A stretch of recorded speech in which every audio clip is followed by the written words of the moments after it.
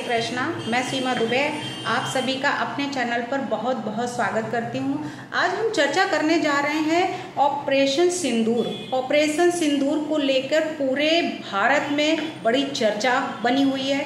वहीं पे जो पहलगाम में 22 अप्रैल को निर्दोषों पर गोलियां चलाई गईं, हर एक की मां से बेटे को जुदा किया गया, महिलाओं को यानी कि उनके पत्नी को पति से जुदा किया गया, उनके सामने ही उनको गोलियों से भूना गया। सोचिए उनके दिल पर क्या बीत रही होगी, क्या हुआ होगा उस समय पर जब उनके सामने ही उनके पति यानी उनके सुहाग को, उनकी मांग के सिंदूर को उजाड़ा जा रहा था। सोचिए।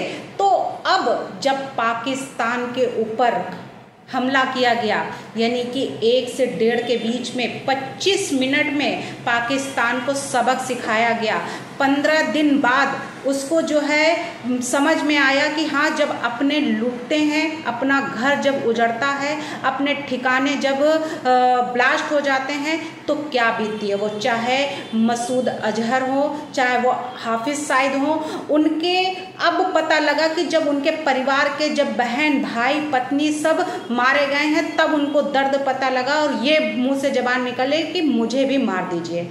जैसे एक लेडी थी, पूरी वीडियो उसकी दिखाई गई कि जब उसके हस्बैंड को मारा गया तो उसने कहा कि मुझे भी गोली मार दीजिए, मुझे, मैं आपसे विनती करती हूँ। तो उसने कहा जाओ और मोदी को बताइएगा। तो जाओ, तो मोदी ने आज जवाब उनको दे दिया।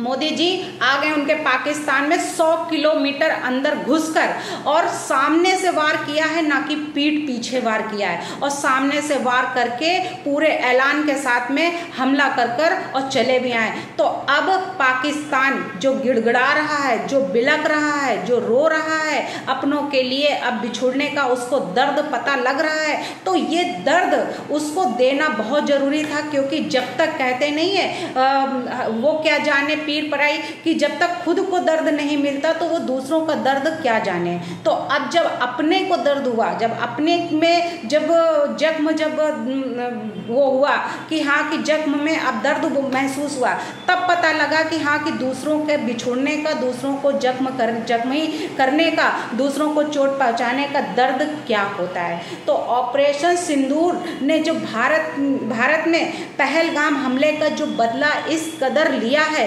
जिससे पाकिस्तान पर एयर स्ट्राइक कर और उसको सबक सिखाया है। 24 यानी 24 मिसाइलें दागी, जिसमें कि वो 100 यानी कि 100 आतंकवादी मारे गए। और उस पर भी पाक अभी भी ये कह रहा है कि हम बदला लेंगे।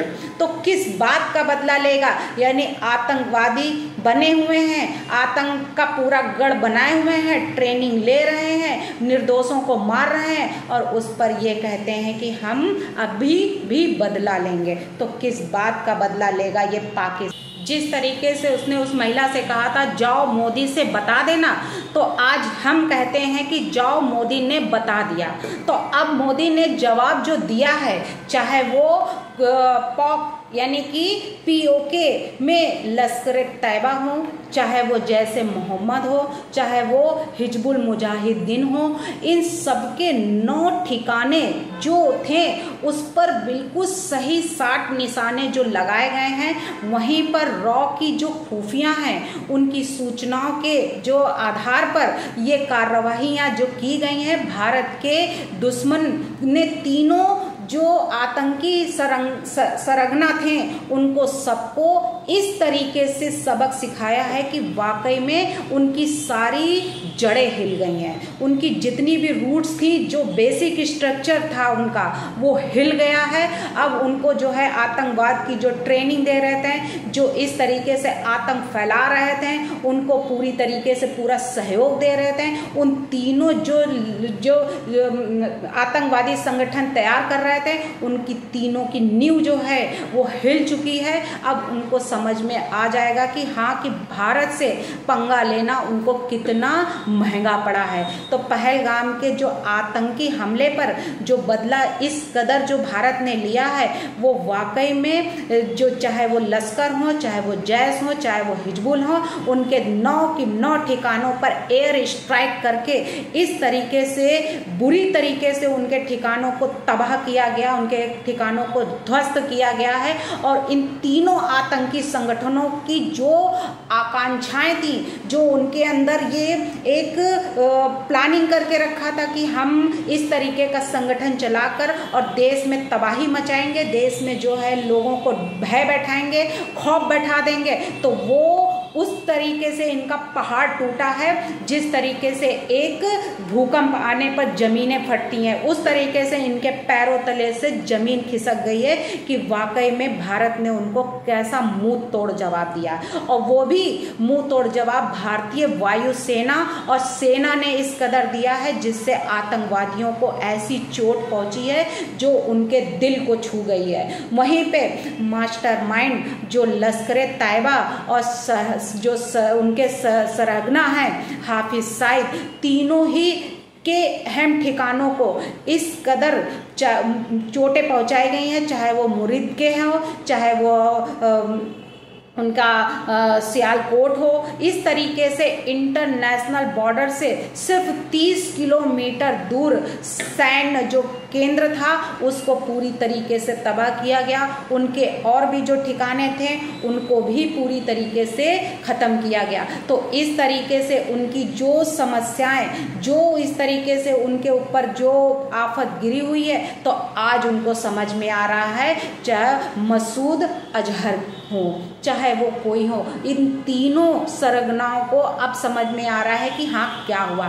तो वो पुलवामा हमले पर जो गुनहगार यानी कि जैसे मोहम्मद, जो मसूद अजहर भी जो भारतीय हमले में बुरी तरह से प्रभावित हुए थे, जैसे मोहम्मद के बहावलपुर मुख्यालय जो उनका हेडक्वार्टर बना के रखा था, सरजाल यानी कि जो पंजाब के पास एक पाकिस्तान का जो पंजाब था, उसमें जो इस तरीके से एयर स्ट्राइक की गई है और उनको निशाना बनाकर उनको तबाह किया गया है, तो उससे मसूद अजहर भी हिल गए हैं। वो कह रहे हैं कि मुझे भी मार दो तो अच्छी बात है। तो सैयद सलालुद्दीन जो है, तो सलालुद्दीन जो हिजबुल मुजाहिदीन का मुखिया है, तो वो सलालुद्दीन हमले के बाद कमज़ोर दिख रहे हैं, कमज़ोर पड़ चुके हैं। वहीं पे उन्होंने सियालकोट के जो शाही कैंप है उनको भी तबाह कर दिया गया। तो अब जो ये जड़ें थी, यानी कि चाहे वो अजहर मसूद हों,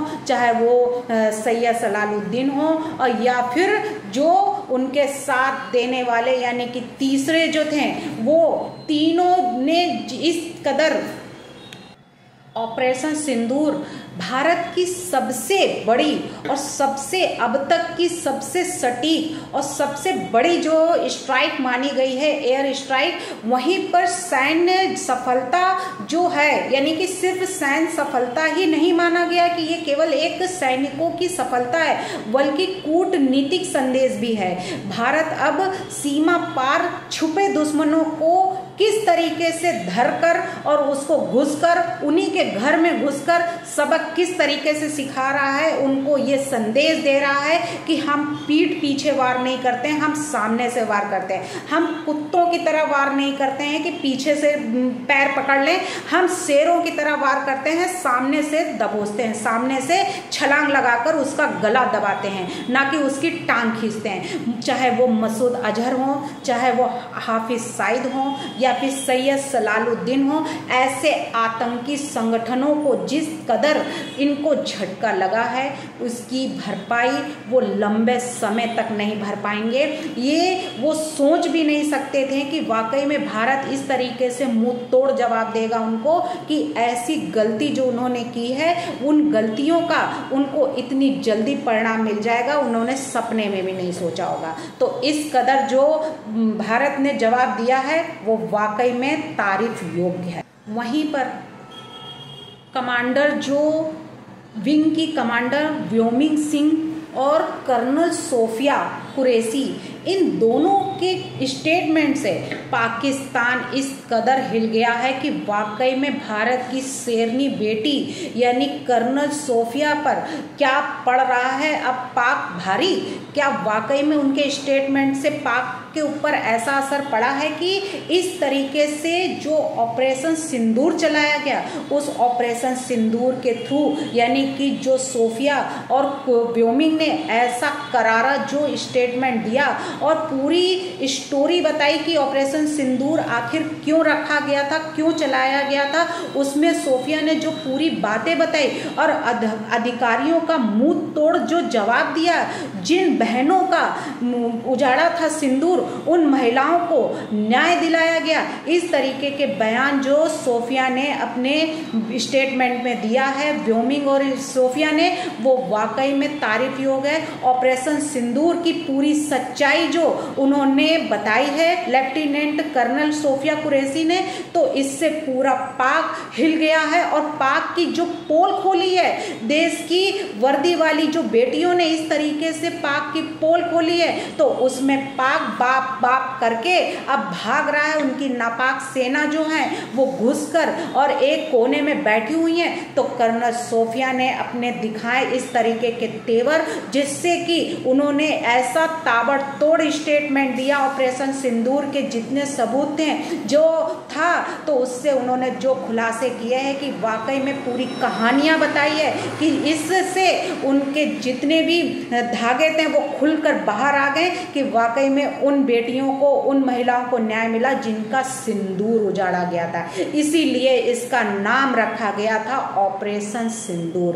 तो वहीं पर कल अभी हमें एक मूवी देख रहे थे, वह अक्षय कुमार की थी, जिसमें कि सितारे भी इतने खुश हैं, जय हिंद का नारा लगा रहे हैं। और वहीं पे जिस तरीके से ऐसी मूवियां बनती हैं कि 1947 में जो एक वार हुआ था, वो भी कश्मीर और को लेकर भारत की तरफ से पहला वार किया गया था। उसके बाद 1965 में वार किया गया था, तब भी भारत की जीत हुई थी।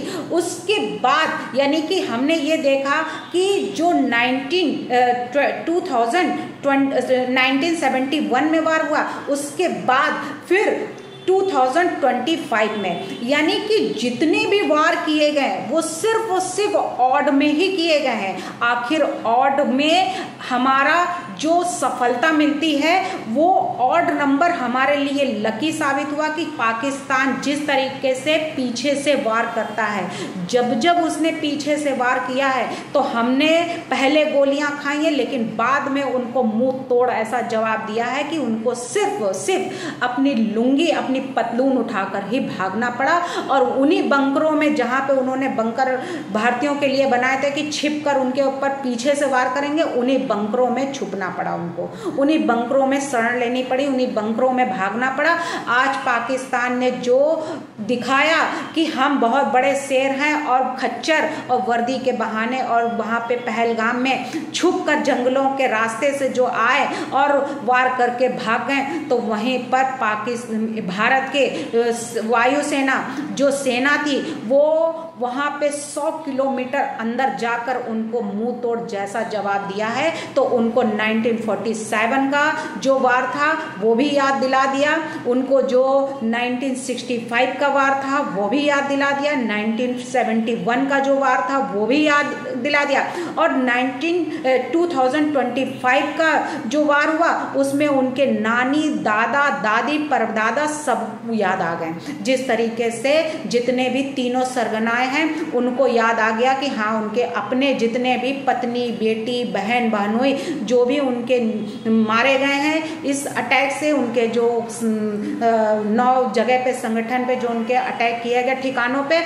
उनको दर्द अब पता लगा है। तो उनका जो मुंह तोड़ जवाब दिया है तो उनको समझ में अब आ गया होगा कि हमने जितने बार भी वार किया है पीछे से, उसका सामने से रिएक्शन मिला है और भारत को जीत भी मिली। अभी भी पाकिस्तान को सबक ले लेना चाहिए कि जब उसने वार किया है तब तक उसकी हार हुई है, लेकिन जब भारत ने अटैक किया है उसको तब तक उसको सफलता ही मिली है। और ये ऑड नंबर जो है वो भारत के लिए सबसे लकी नंबर है, जिससे भारत ने अपनी जीत हासिल हासिल करके पूरे देश में, पूरे भारत में झंडा गाड़ दिया है कि जो गलत कार्य करेगा उसको गलत ही इल्ज़ाम मिलेगा, यानी बुरे काम का बुरा नतीजा, चाहे वो समझे पाकिस्तान, चाहे वो समझे चाइना।